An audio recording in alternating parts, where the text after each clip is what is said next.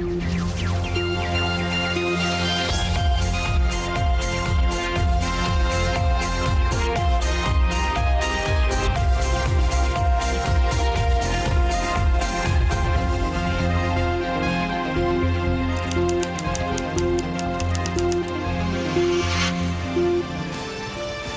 evening and welcome to Primetime News, coming to you live and direct from the Newsfirst studios here in Colombo. I'm Bernadine Jayasinghe. Let's now take a look at headlines. Officers of 3 employees of the Ministry of Public Enterprise who attempted to post documents that could jeopardize national unity raided. 409 live rounds of artillery discovered at a factory in Jayala. 2 employees being interrogated.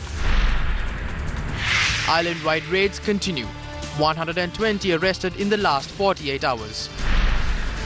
Mixed reactions on reopening schools next Monday. Minister says government schools will definitely reopen.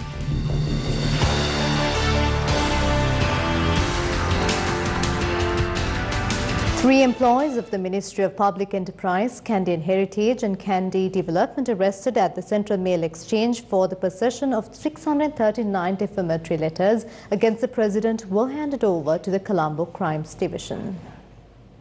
Police had opened the letter after they grew suspicious over the 3 men who visited the Central Mail Exchange to post these letters. The letters contained defamatory remarks about the president and the content that could jeopardize national unity. Investigations revealed the men had attempted to spread false information over the Easter Sunday terror attacks and those responsible for the attacks. The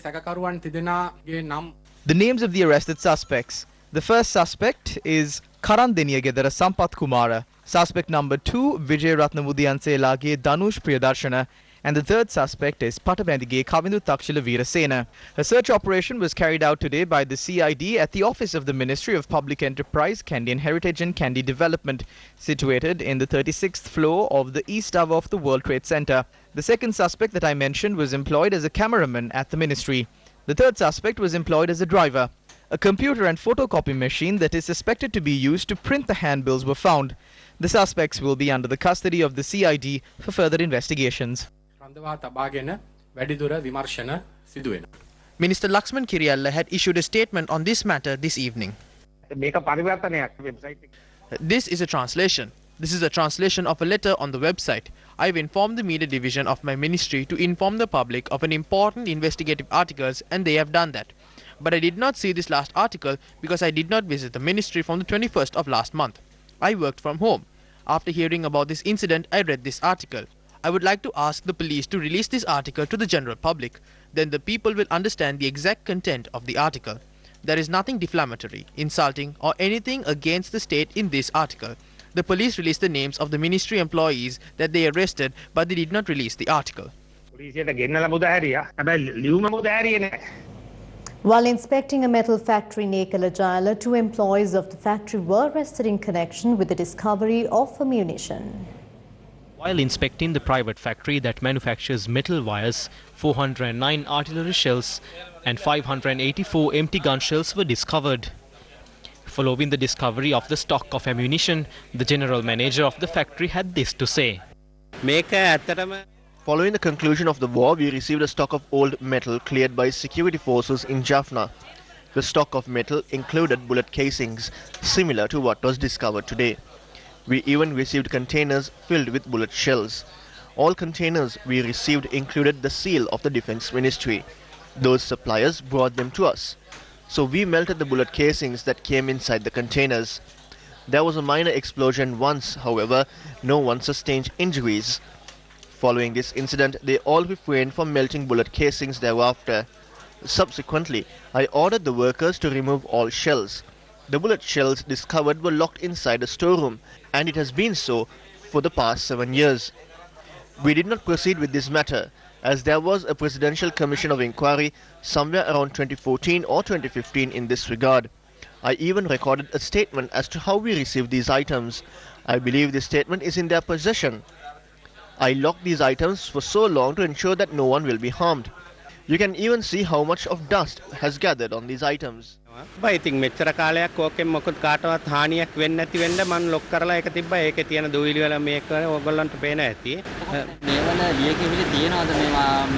We purchased these items in the form of old steel. There are no documents required when purchasing old steel or metal. අපි ගන්නකොට ලියකියවිලි මොකුත් මේ වෙන්නේ මේවා පිළිබඳව වැඩිදුර පරීක්ෂා කිරීමට The Army and Air Force have provided their support to conduct further investigations into this matter. Two managers employed at the factory, one named Mohammed Junaid Hazim Deen and the other named Mohammed Fawaz, have been arrested. They are currently detained at the Jaila police station. We hope to hand them over to detectives for further inquiry. We can then reveal where the apprehended suspects were headed to. විමර්ශන සඳහා විමර්ශන කණ්ඩායමක් වෙත බාර Avantgarde ho වෙනත් These are weapons that circulated through avant-garde or other means. Police investigations will reveal these. Do they have serial numbers? Don't they have them? Have the serial numbers been erased? Police will be able to prove all of this with clear evidence. This is why I asked, how can these weapons go out in such a situation? How is there a stock of weapons like this? T-56 rifles, other large pistols. The police must conduct a special investigation on how these weapons got here. Necessary steps should be taken in this regard.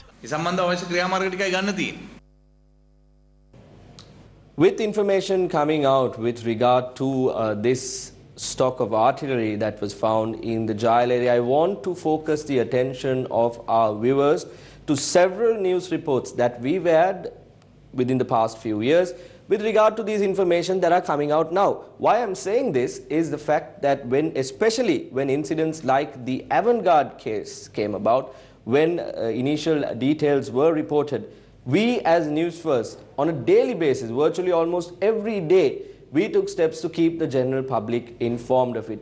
And I remember, and I'm sure you too would remember, how we carried on that report.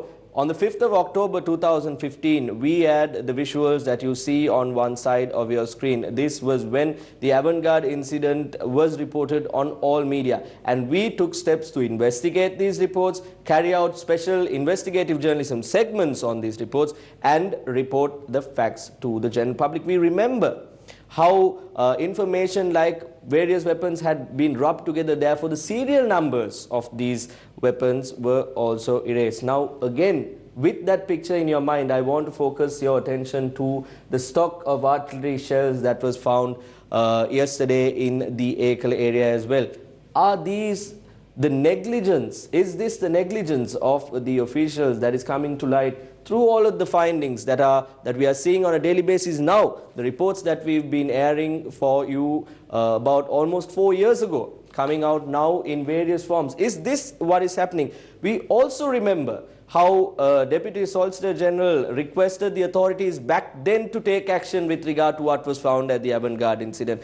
We remember how various civil society organizations came forward and said that action should be taken with regard to what was found at the avant-garde floating armory. We remember how information came to light that several persons from overseas had come to Sri Lanka and received training using government facilities, using a special task force facility as well. We remember everything that was reported during the avant-garde incident, and there too one factor was very, very evident, and that was the negligence of the general the authorities with regard to whatever was being reported. Now we also want to focus the attention to another important point, and that is the Vilpattu Forest Reserve and the destruction, the deforestation that was happening surrounding it. Again, Newsfirst several years ago reported to you on how these things were happening. The date is 14th May 2015. Again, you are seeing visuals of the initial reports that we carried out with regard to the Vilpattu deforestation as well. We reported on the facts. We reported on what was happening, the extent of what was happening, and we very clearly reported that action should be taken on this instance as well. Again, negligence from the part of the people holding authority in our country. Example number 2. Example number 3. Now we go on to another side. We've been reporting on a daily basis with regard to the corruption that is happening in terms of our society with the drug menace that is operating in our country. We reported how various individuals are bringing in drugs to the country. We've reported on the stocks that have been arrested and seized by the authorities, and we did not stop there. We made sure that we launched a campaign under the title Think, and we made sure that the people are also informed of these the power that these drug lords have in terms of the society. Again, you're seeing visuals of the Think campaign that we launched several years ago, where members of our Newsfirst staff walked from village to village, house to house, informing the general public of the adversities of this drug menace. 3 examples, and all three examples highlight the fact that the authorities have been negligent. We remember things like the bond scam. We do not have to go on about the bond scam. From 2015 March, we've been reporting on it, and the general public watching us from home are aware as to the effects of the bond scam and the situation of our economy as a result of the bond scam as well. Negligence, negligence, negligence, and more negligence has resulted in situations like this.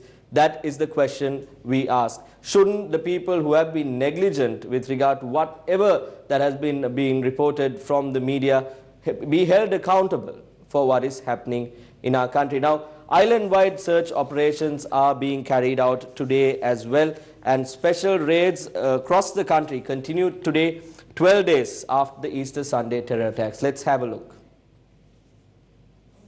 Search operations were conducted in Katugastota, Negombo, Gampola, Kurunegala, Velimada, Rathmalana, Badegama and Chilau. Police found a stock of weapons when they inspected a luxury vehicle at a roadblock close to the Gatikarama Viharaya along the Katugastota Madavela road. A firearm manufactured in China, 2 air pistols, 1 air rifle, 7 bullets and a large cache of air pistol ammunition was found in the possession of the suspects. When the owner of the vehicle was questioned, he said that a businessman in the area had asked him to stash the firearms in a safe place. The said businessman and another suspect were arrested afterwards. Police discovered 2 T-56 firearms inside 2 travel bags found behind the Puttalam police head office. The owners of the bags have not yet been identified. 93 ammunition and 16 empty casings were discovered inside a drain along Christopher Road in Negombo. Employees attached to the Negombo Municipal Council had found the ammunition and informed the officers of the Police Special Task Force. Police arrested a tenant of a house owned by Abdul Jabbar, the uncle of the 2 brothers who were arrested in Navalapitiya in connection to the string of bombings on Easter Sunday. According to police, the arrested suspect was involved in collecting funds for the National Tawheed Jamaat and involved in multiple transactions on behalf of the organization. 25 receipts detailing certain financial transactions were found in his possession. Police also seized 2 photographs of the suspect wearing camouflage outfits and CDs containing footage of terrorist attacks. 3 people, including a woman, were arrested during a raid conducted by the army at a house in Mallavapitiya, Kurunegala based on a tip-off received by the State Intelligence Agency this afternoon. 2 swords, a camouflage outfit, 7 passports, 6 CDs and many other equipment were seized during the operation. 2 suspects were arrested during raids conducted in Mahabedagama Madampe, Chilau this morning. 1 suspect was arrested as he could not explain how 1.9 million rupees was debited into his account. The other suspect was in possession of a sword and fragments of destroyed CDs. 3 people suspected to be involved with the National Tawheed Jamaat organization were arrested by the Kandi Galaha police during a raid conducted in Pallegama Deltota and Galaha regions based on a tip-off received. 4 motorbikes parked in Pattampallia Deltota were impounded by police as their owners could not be identified. A training center by the name of Siddhi College, operating illegally for the last 6 years, was discovered by the army during a search operation conducted in Neeravia, Anuradhapura. Police also seized 37 CDs and a laptop computer said to contain content of the National Tawheed Jamaat and arrested a person said to be the head of the training center. Investigations conducted by the army revealed that 72 people from across the island had been trained at this facility. The police and the army conducted joint operations in Velimada and surrounding areas last night. A shirt worn by Air Force personnel, 30 empty ammunition casings, a pair of handcuffs, cosmetics used by the army, wigs, 14 grams of cannabis, 6 ID cards and medical drugs were discovered inside the house. According to police, the owner of the house was arrested. A building used for the activities of an organization by the name of Tawheed Jamaat was raided in Kakirava based on a tip-off received. A name list of 80 people who attended the lectures conducted at the location was also discovered. A person travelling in a vehicle and throwing SIM cards along byroads in Mount Lavinia was arrested by the Police Special Task Force this afternoon.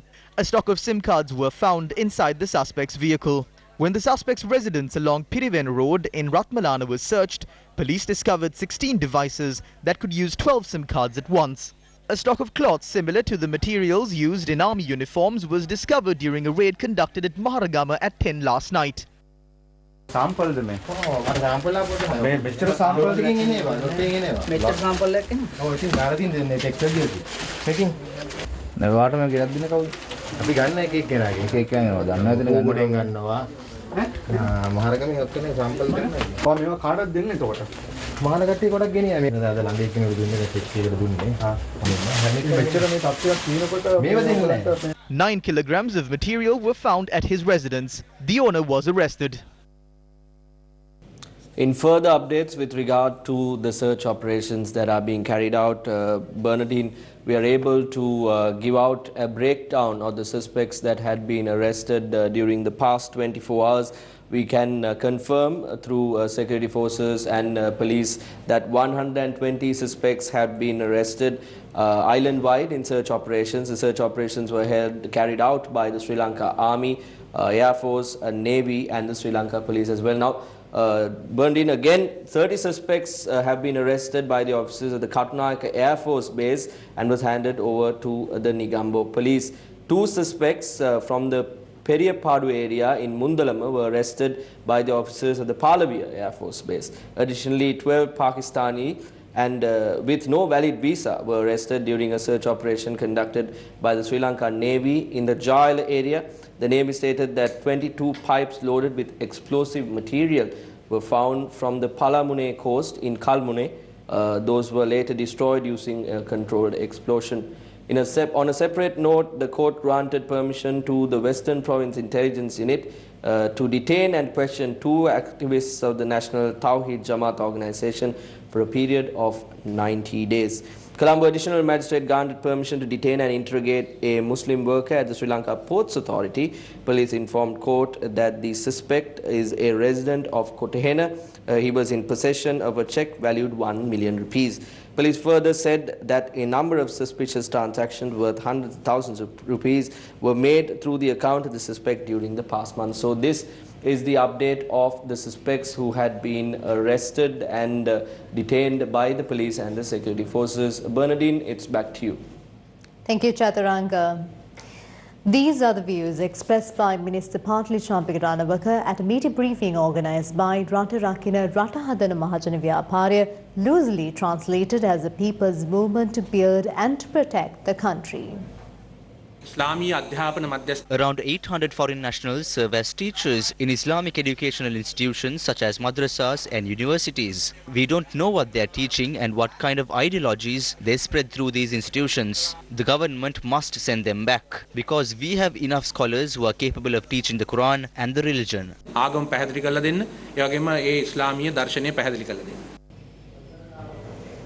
Minister of Education Akila Viraj Kharevasan says that all schools will reopen on Monday the 6th of May. However, are all parties prepared to do so?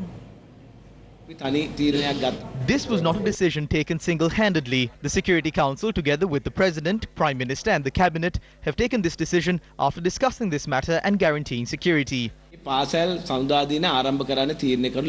However, a letter issued on the 2nd of May by the Archbishop of Colombo, His Eminence Malcolm Cardinal Ranjit, reveals that based on information received and considering the prevailing security conditions in the country, it was decided to cancel Sunday masses and other prayer services until further notice. The Archbishop of Colombo spoke to me over the phone this morning regarding Christian schools. He said that these schools will reopen according to the instructions of the Ministry of Education. Therefore, as a government, we hope to reopen all schools on the 6th of May. By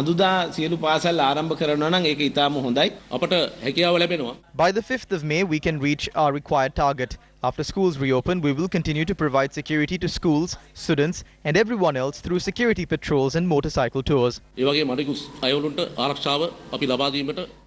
According to the Ministry of Education, search operations in schools and other surrounding areas have already commenced.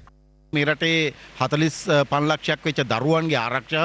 Ministry of Education has acted in a manner that transfers the responsibility of protecting the 4.5 million children in our country to principals, teachers and past pupils. The third sentence of Circular states that if security committees have been appointed within the police stations in the area, their support must be obtained. Apart from that, nowhere is it stated that with the support of the security forces, the security of schools will be guaranteed. We urge the relevant authorities, including the Ministry of Education, to commence schools after obtaining a guarantee from security forces. Principals, teachers, parents or past pupils do not have any knowledge to identify explosives or suicide bombers.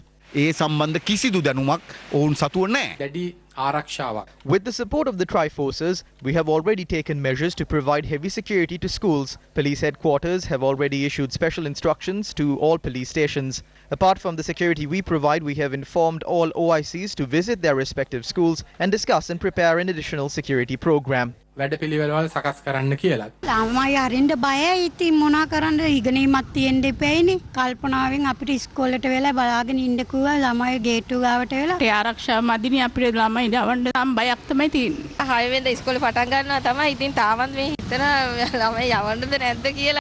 Various opinions were expressed in this regard. Even if schools are closed for another 3 months, until a complete island-wide check is done, they should not reopen schools. So far, they have not even inspected 10% of the island. A complete island-wide inspection must take place. Are they leaders of a political party who have children? Are they leaders who care for the future of our country? Visit Katuapitiya and Kochikade and witness the fear locals live with. The Archbishop of Colombo is yet to express his confidence regarding the security conditions in the country. We are ashamed of some of the statements made by ministers. At one point, he even stated that if an explosion takes place and children sustain injuries, they have an insurance cover of 100,000 rupees. We wonder why the minister fails to see our children as an asset of our country. There are 225 MPs in Parliament and 20 to 30 security officials have been assigned to protect one individual. However, only one security officer has been assigned to protect a school with 1,000 children. This is not an acceptable method of providing security. අපට පිළිගත හැකි ආරක්ෂිත ක්‍රමවේදයක් නෙමෙයි ඒක. මේ රටේ ජනතාවගේ ආරක්ෂාව. We request for schools not to reopen until the security of the general public is guaranteed. Until the security forces provide a proper guarantee in this regard, do not reopen schools. පාසල් විවෘත කරන්න නැතුව තබා ගන්න. We now cross over to Charlene Benedict for an investigative report on a topic that has led to much controversy among the general public. Charlene? Thank you very much, Bernadine. Now, it's common knowledge that the attackers who carried out the string of bombings on Easter Sunday had high academic qualifications. They were educated at very prestigious institutions, both here at home and overseas, which led to the question being asked, is there something wrong in the education system, the education that these individuals received, that led them to holding these extremist views to a point where they were willing to give up their lives, to give up the lives of their family, of their children, in pursuant of these extremist ideologies. Now, bringing you to the topic, the Batticaloa campus. Before we get into this specific topic, let me speak about the overview of the current situation. There is much debate among the general public regarding Arabic universities being established here in the country. Now, these Arabic universities have been established in the country for quite a long time. Since the years 2009, 2016, Arabic universities were established here in Sri Lanka. Mostly these Arabic universities are concentrated in the eastern province, but not only in the eastern province, they're also situated in places like Akurana, which is in the central province. So these institutions, these educational institutions, are being spread across the country. But the problem comes as to what the content is that is being taught to students who are studying at these Arabic universities. Now, various individuals have questioned the content that is being taught to students at these Arabic universities.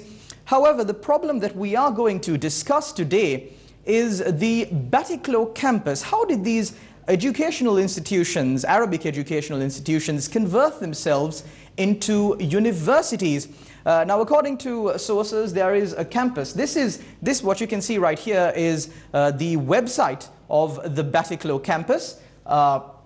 According to this campus, they are affiliated with a number of international universities. How was this campus set up? This was apparently set up by a BOI the permission was granted by the BOI, and this is the certificate of registration, Batticaloa Campus Private Limited. The first question that arises, you take a look at the address. It's number 10/18 Lake Drive, Colombo 8.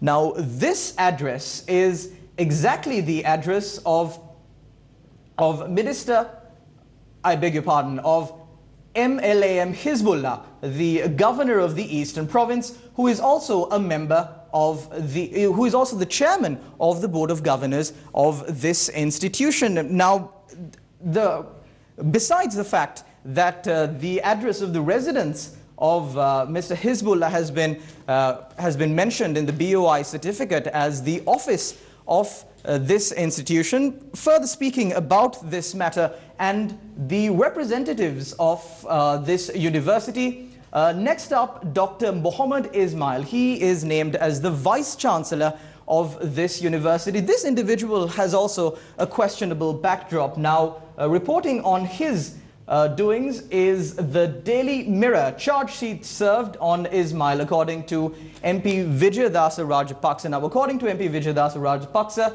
he had been served a charge sheet with regard to alleged corruptive deals during his tenure at a university as the Vice Chancellor.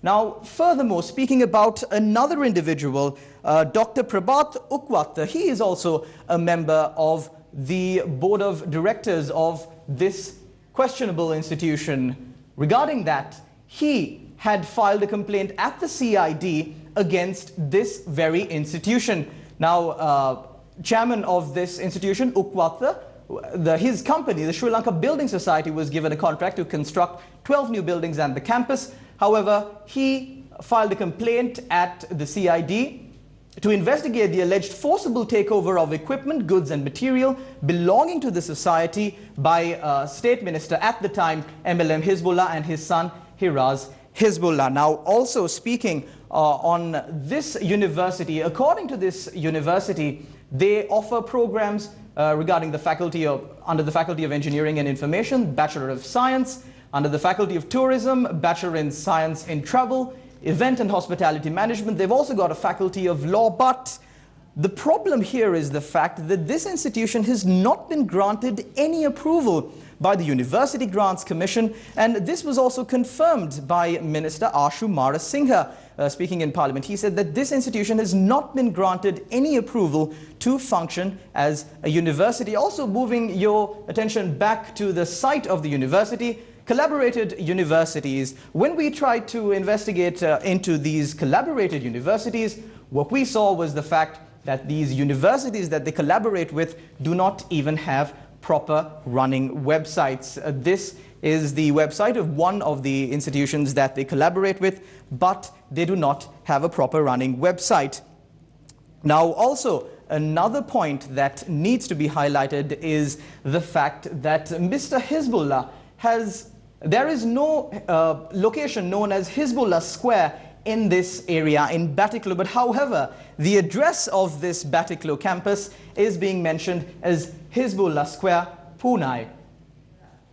Again, in this area, there is, you can see locations like Hizbullah Square and Hizbullah Ground. All these locations are in Kathankudi in the Eastern Province. Now, we have heard before as well regarding certain political figures in the country who want to name various institutions after them. This too is a similar situation where he has named almost many parts of an entire district under his very name. What is the credibility of these institutions? What are being taught at these institutions, and when will we see a final transparent report regarding these institutions is a question on everyone's minds. Now, of course, the authorities have been silent on the matter, and this is leading to a build-up in ambiguity among the general public that is definitely not an ideal situation. What is the government doing? Negligence, inaction? This is over to you. Thank you, Shalan, for the investigative comprehensive report. Now, in an exclusive interview to BBC, Army Commander Lieutenant General Maher Senanayake asked the public not to make assumptions regarding the Easter Sunday and attacks. Our intelligence, the military intelligence in collaboration with the police and other intelligence agencies are working on arresting of the suspects. Up to now we have been arrested fair number of people who are already members of the network. There may be few sleeping cadres which are not being identified yet. So we are confident that the number that we have arrested, that the investigations are going on, we'll be able to tackle this fast as possible. And do you have specific intelligence that further attacks are being plotted at the moment? Negative. But those are assumptions made by many people. So I request the people should not be making assumptions on their own without solid intelligence available. Britain's Minister of State for Security and Economic Crime, Ben Wallace, met with President Maithripala Sirisena this morning. Ben Wallace stated that political leadership is essential in the fight against global terrorism during the meeting which was held at the President's official residence. According to the President's media division, he appreciated the success of the steps taken by the President to control the prevailing condition. Minister Ben Wallace further stated that the Islamic State terrorists use strategies different from one another in their attacks, so that in order to defeat such a vast alliance, exchange of intelligence between every country is essential. According to the presidential media unit, he pointed out the need to establish a joint investigation center for collecting information from all local intelligence agencies to identify terrorist threats and risks. Minister Wallace said that the British government is ready to assist Sri Lanka in this regard. Meanwhile, a discussion was held at the Presidential Secretariat regarding the rehabilitation of drug addicts.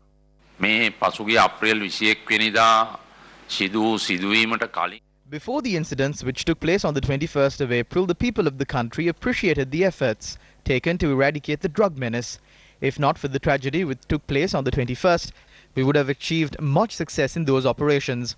According to the information I received, the tragedy was a result of international terrorism, religious extremists, international underworld organizations, and international firearms smugglers working together. It's during a time where we spearheaded a mass operation of drug eradication, arrested a large number of suspects, strengthening laws and approving the death penalty. It's during this time this tragedy happened, challenging the mindset of all citizens of the country.